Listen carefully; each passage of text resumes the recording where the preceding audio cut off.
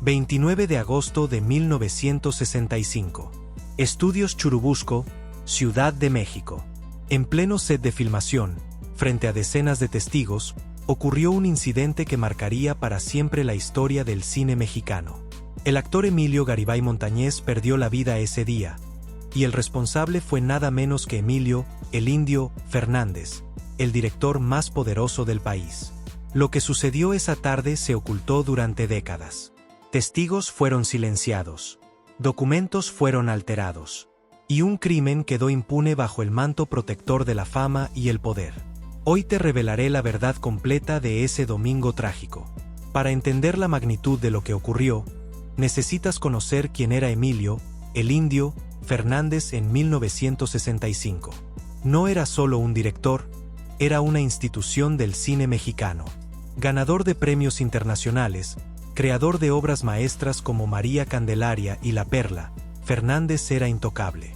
Su figura imponente, su bigote característico y su personalidad explosiva lo convirtieron en una leyenda viviente.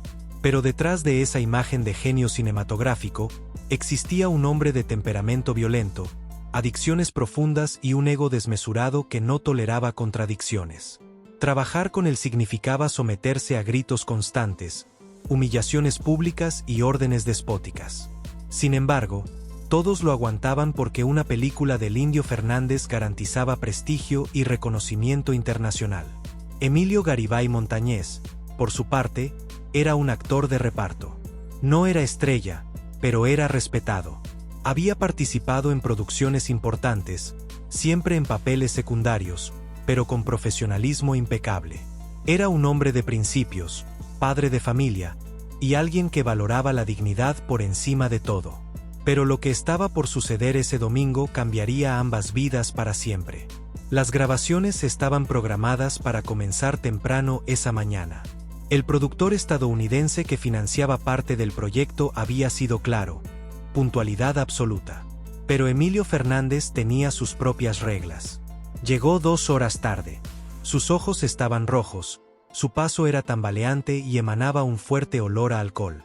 Venía directo de una fiesta que había durado toda la madrugada, donde se le vio acompañado de figuras políticas y militares que frecuentaban sus excesos. No era la primera vez. Fernández era conocido por beber durante las filmaciones, pero esa mañana había algo diferente. Parecía fuera de sí. En lugar de dar instrucciones claras, lanzaba insultos al azar, cambiaba escenas sin explicación y humillaba a sus actores como si estuviera en un campo militar, no en un set de filmación. Los técnicos intercambiaban miradas nerviosas. Los actores soportaban en silencio. Todos conocían las reglas. Cuando el Indio estaba así, lo mejor era obedecer y callar.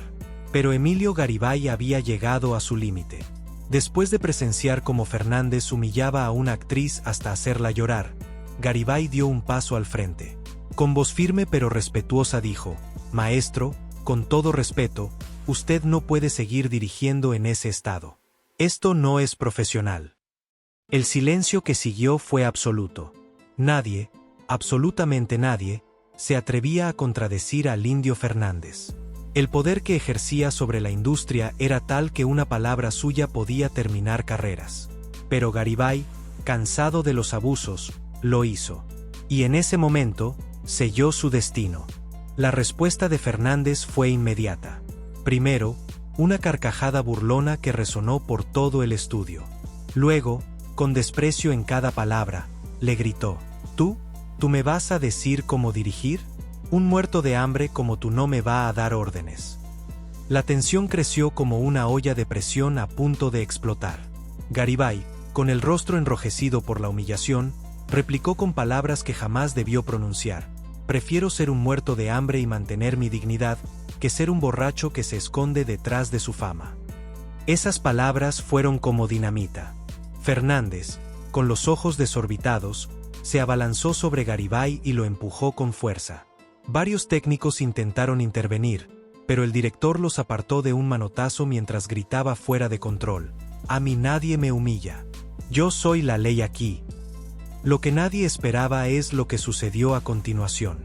Fernández metió la mano en su saco y sacó un revólver calibre 38, el mismo que siempre llevaba consigo como símbolo de su valentía mexicana. Durante años había presumido esa arma, la había mostrado en fiestas, incluso la había usado para intimidar. Pero nadie creyó que realmente fuera a usarla. Hasta que lo hizo. Un estruendo seco retumbó en el estudio.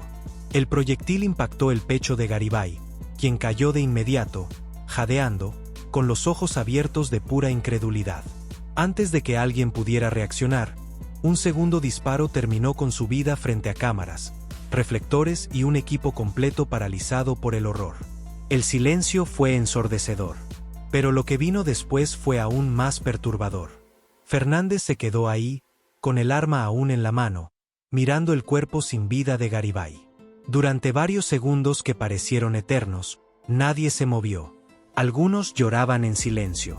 Una actriz se desmayó. Un técnico vomitó al ver la escena.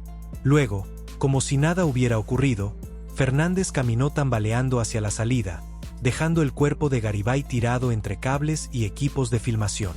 Lo que debió ser el fin de su carrera se convirtió en la mayor operación de encubrimiento en la historia del cine mexicano. En cuestión de horas, el caso fue silenciado. Productores con conexiones políticas, empresarios con intereses en la industria y funcionarios corruptos intervinieron para proteger al Indio Fernández. El parte policial reportó el incidente como un accidente durante la filmación, asegurando que el arma se había disparado por error durante un ensayo. Los periódicos recibieron órdenes de minimizar la noticia. Solo aparecieron pequeñas menciones en páginas interiores, sin detalles, sin nombres completos, sin seguimiento. Los rumores, sin embargo, se extendieron como pólvora entre quienes conocían la verdad. Todos los presentes en el set ese día fueron amenazados sutilmente. Hablar significaba perder su carrera, o algo peor. El miedo los obligó a callar. Algunos actores abandonaron la industria por completo, incapaces de seguir trabajando después de presenciar tal horror. Y lo más escalofriante, el cuerpo de Garibay fue manipulado para ocultar la verdad. El cadáver fue entregado a su familia con instrucciones explícitas de no dar declaraciones. Según testimonios posteriores, recibieron una compensación económica a cambio de su silencio. El acta de defunción fue alterada, señalando como causa de muerte una neumonía fulminante. Los registros oficiales borraron cualquier conexión con el incidente en Churubusco. Las autoridades cerraron el caso en tiempo récord, y Emilio Fernández continuó dirigiendo como si nada hubiera pasado. Pero la verdad tiene formas extrañas de salir a la luz. Aunque el caso fue oficialmente archivado, las consecuencias para Fernández no se hicieron esperar. Su reputación, al menos entre quienes conocían la verdad, quedó manchada para siempre. Varios actores importantes se negaron a trabajar con él. Productores extranjeros, al enterarse de los rumores, comenzaron a alejarse. Su carrera, que había sido gloriosa durante décadas, empezó un declive lento pero inevitable. Pero las consecuencias no fueron solo profesionales. Testigos de rodajes posteriores comenzaron a notar cambios inquietantes en su comportamiento. Fernández hablaba solo durante las filmaciones, como si discutiera con alguien invisible. Bebía más compulsivamente que antes, hasta el punto de perder el conocimiento en pleno set.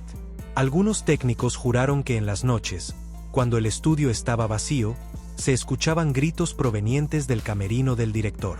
Otros aseguraban haberlo visto llorando frente a espejos, susurrando palabras ininteligibles.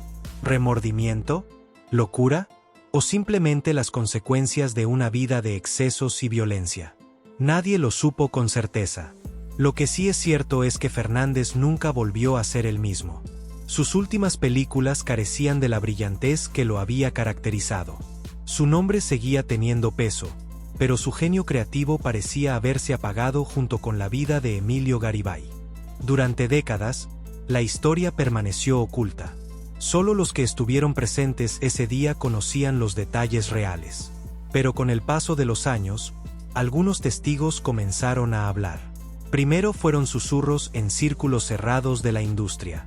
Luego, confesiones en entrevistas tardías cuando muchos de los involucrados ya eran ancianos o habían abandonado el cine. Finalmente, Investigadores y periodistas lograron reconstruir lo que realmente sucedió ese 29 de agosto de 1965. Documentos policiales que habían sido extraviados aparecieron en archivos olvidados. Testimonios escritos que nunca fueron oficialmente registrados salieron a la luz. Y la familia de Garibay, después de décadas de silencio, finalmente compartió su versión de los hechos. La verdad era innegable.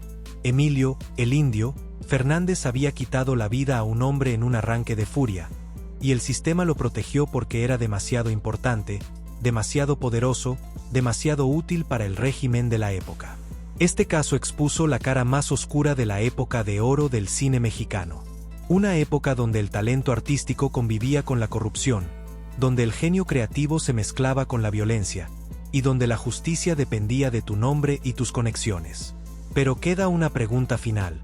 ¿Qué pasó con Emilio Fernández? Fernández continuó dirigiendo películas hasta finales de los años 70, aunque su declive era evidente. Su última gran producción fue en 1978, más de una década después del incidente. Para entonces, el cine mexicano había cambiado. Las nuevas generaciones de directores lo veían como una reliquia del pasado, y su estilo autoritario ya no era tolerado.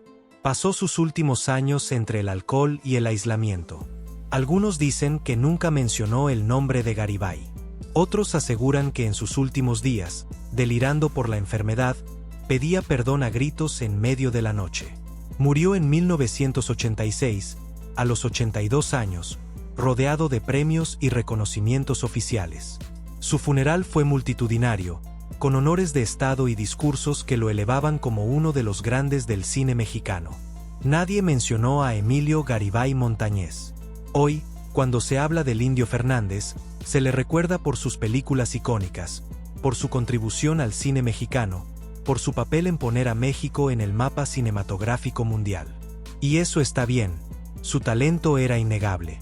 Pero también es importante recordar que detrás de esa figura legendaria existió un hombre capaz de quitarle la vida a otro en un momento de ira incontrolable, y que el sistema lo protegió porque su nombre valía más que la justicia. La historia de Emilio Garibay Montañez merece ser contada, no para destruir el legado artístico de Fernández, sino para recordar que ningún talento, ningún premio, ninguna fama justifica la impunidad. Ese 29 de agosto de 1965, en los estudios Churubusco, no solo perdió la vida un actor. También murió un poco de la dignidad de una industria que eligió proteger al poderoso en lugar de hacer justicia al caído. Y esa es una lección que no debemos olvidar. Esta historia se mantuvo oculta durante décadas, pero hoy conoces la verdad. Un recordatorio de que detrás de las luces del cine, detrás de las alfombras rojas y los premios, también existieron historias oscuras que merecen ser contadas. Si esta investigación te impactó, déjame saber en los comentarios qué opinas sobre este caso. ¿Conocías esta historia? ¿Crees que la fama de Fernández justificó el encubrimiento? Recuerda que en este canal investigamos a fondo las historias no contadas de las grandes figuras del cine y la televisión mexicana, no para difamar, sino para preservar la memoria completa, con sus luces y sus sombras. Nos vemos en el próximo video.